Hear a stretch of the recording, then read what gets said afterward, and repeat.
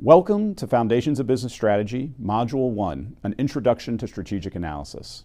In this module, we will define strategy, we will discuss strategic analysis, we will introduce the concept of the strategist challenge, we will spend some time talking about competitive markets, and introduce the idea of the fundamental principle of business strategy.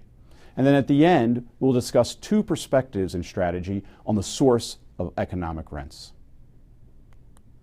Let me begin with a story of a company many of you are probably familiar with, Apple Computer.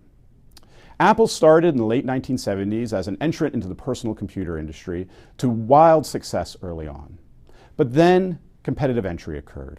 IBM, and in particular their partners Windows from Microsoft and Intel with the microprocessor company, had an alternative product that eventually became the dominant standard in the personal computer industry. And for nearly 2 decades, Apple languished as an also-ran in the industry, commanding by 2002 no more than 3% of the personal computer market. And by 2002, some were even talking about the demise of Apple, Michael Dell famously saying, just put them out of their misery.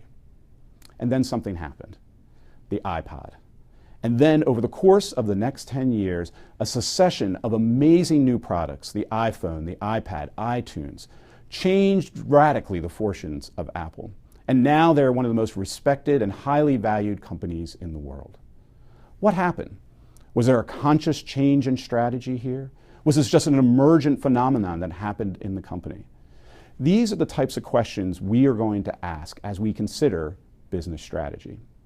Now, business strategy is a term that is bandied about in the popular press. You see it in the Wall Street Journal, you'll see it on CNBC. But what exactly does it mean? I like to joke there are as many definitions for strategy as there are strategy professors. So here's one definition from Kenneth Andrews, a famous strategist who had a book in 1971 called The Concept of Corporate Strategy. And it does a nice job summarizing this idea of business strategy. So he says, strategy is the pattern of decisions in a company that determines and reveals its objectives, purposes, or goals, produces the principal policies and plans for achieving those goals, and defines the range of business the company is to pursue, the kind of economic and human organization it intends to be, and the nature of the economic and non-economic contribution it intends to make to its shareholders, employees, customers, and communities. So let me highlight some of the pieces of this definition here. First, objectives, purposes, and goals. Defines the mission of the organization here. Part of strategy is understanding what is the objective of the organization. Policies and plans for achieving those goals. What is the way in which they're going to deliver on this mission? The range of business the company is to pursue. How do we define the scope of the organization? What are the businesses and markets that it decides to play in? Is it a global company or is it a more local company? And then finally, what is the contribution it tends to make, both economic and non-economic? How does it create value, and for whom does it create value for?